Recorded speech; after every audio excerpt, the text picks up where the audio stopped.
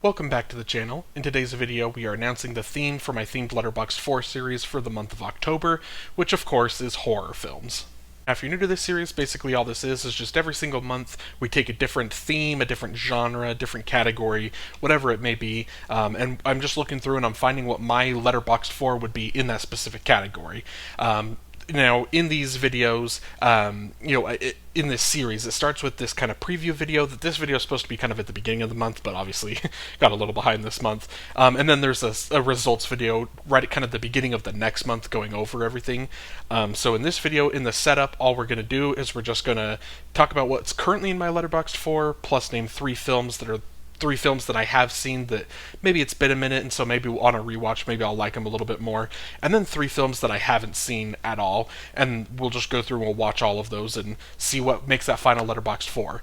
And also, if you are new to the series, this video is going to be in a playlist with all the other episodes in this series if you want to go check any of those out. And first, we got to take a look at the rules and the exclusions in this series. So the rules for this month is it just has to have the horror tag on the genre tab on Letterboxd, but I'm taking it a step further. So last month, obviously, the only rule I put in was it just has to be science fiction, right? Like it just had to have that tab, and then I let anything go.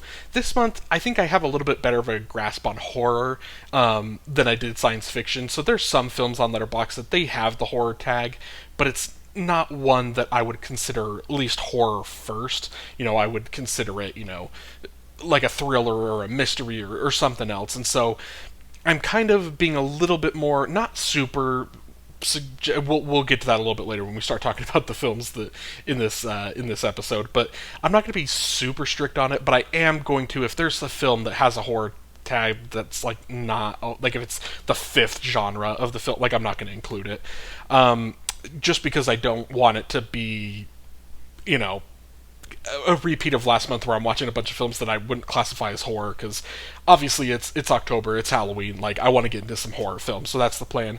So that's the only real rule. The exclusions, so again, if you're new to the series, I exclude anything that's ever been like in any of the previous Letterboxd 4s that makes the final Letterboxd 4, and any of the previous months I exclude it in future episodes, because I want it to just be 48 new films at the end of the year. So far, films that have been used that are excluded are Get Out and Perfect Blue. Without further ado, let's take a look at the current Letterboxd 4. Hereditary, It, Sinister, and The Sixth Sense. Now, I think Sinister was the easiest one to put in here on my channel. I'll put a link in the description for that video, but I've done a whole video on Sinister and about how much I love it. It's in my Finding My Letterboxd 4 series, so if you want to go watch that, you can. It is another one that when I saw that 2019, is that one? No. 2017 is that when the first It came out. I just absolutely loved it. I wasn't super familiar with Stephen King film adaptations. I mean, I was a little bit, but that was like the ones I had seen or had heard of. I didn't hear great things, and so it really just kind of caught me off guard, and I fell in love with it. Hereditary is another one that's very modern, very kind of more psychological, but still like a horror. Like it's psychological horror, and I think Hereditary is so amazing for a couple reasons. One, that's not typically the type of horror films that I like, but Hereditary, like, I fully, like, was bought in and loved that. It's usually not, like, cultish, kind of horror. I'm more into kind of sometimes, like, the realistic horror, but there's still, Hereditary just completely spooked me, and it was such a unique and fun experience in the theater, so that's why Hereditary is here. And then The Sixth Sense is one that I have here, where this is where I kind of was like debating how strict I make this, because in my head there are some scary elements, but I don't necessarily think of The Sixth Sense as like pure horror. And so when I initially came up with this idea, I wanted to have it just like pure horror, where it's just like, that is all it is it's just, but then I was like, but then we're just going to get into the territory of just like watching a bunch of jump scare movies, and those aren't always the best horror films. Like that kind of can make a little bit of like a weaker horror film if it's just relying constantly on jump scares. And so I decided that even though I view The Sixth Sense as maybe more of a mystery, thriller, suspense more than horror, I still felt like horror was important enough to the film and in the genre that it was like, if I get into this area where I exclude The Sixth Sense, then there's a whole lot of other films that it gets really murky really quick. And so The Sixth Sense ended up making the final Letterboxd 4. And yeah, it's of these four. I mean, it's right up there probably with Sinister in terms of like my favorite. So I think it has a pretty good chance of staying the whole time. But I'm also pretty optimistic and hopeful that in this month I'm going to watch so many horror films that hopefully there's just a lot that kind of changes. I would love to see that happen. And the three contenders, again, these are three films that I have already seen, but look forward to watching again to see if I like them more on a second, third, fourth, however many times I've seen it watch. The Babadook, Psycho, and Us.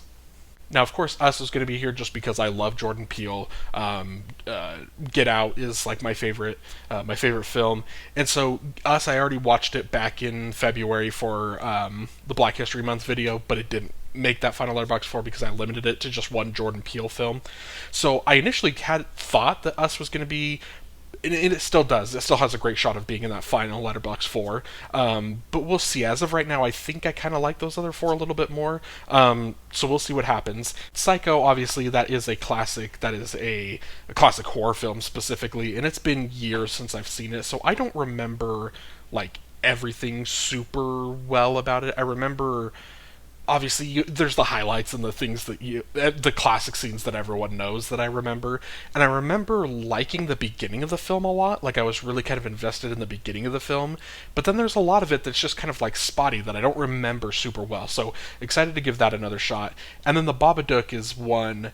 It's kind of it almost gets like memed or like joked now as being like the film that started like the elevated horror or whatever, but it just I still remember the first time I saw it thinking I was just going to get a pure jump scare, nothing of substance besides just jump scares. And so I was pleasantly surprised when I saw the Babadook for the first time. This one's probably one of the longest films that I'd seen on here. It's been the longest time since, so really excited to give that one another shot.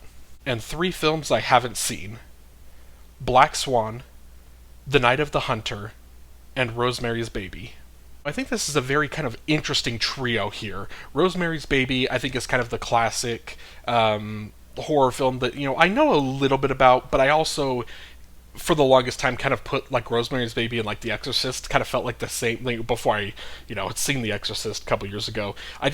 I always thought they were like the same movie. I didn't know them, super well. So I am interested to see what of Rosemary's Baby. Obviously, it's, a completely different movie, but it's just I don't know a whole ton about it other than I know that it's a classic. So excited to see that.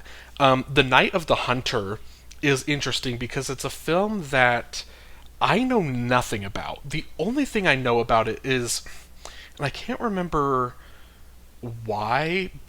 Maybe it was just kind of like an engagement bait tweet on Twitter, but it was some film account. They had a tweet that was just like, name your favorite film from a director, or like name your favorite director who like directed one film and then never directed anything again. And The Night of the Hunter was like the most common answer in there. So I'm not familiar with who the director is. I'm not really familiar with the film or anything beyond that. So I'm just kind of excited to see what it is, but I do know that so many people love it, including like my friends on Letterboxd. Their ratings of it is really high, so don't really know anything about it, but I'm super excited to see it. And then Black Swan is another one that I haven't seen, but I'm kind of familiar with. Like, I know bits and pieces. I kind of know the cast and things like that. And I thought that, maybe there was some kind of scary elements in it, but I still thought that it was more a thriller or like a mystery. Like, I didn't think it was a horror.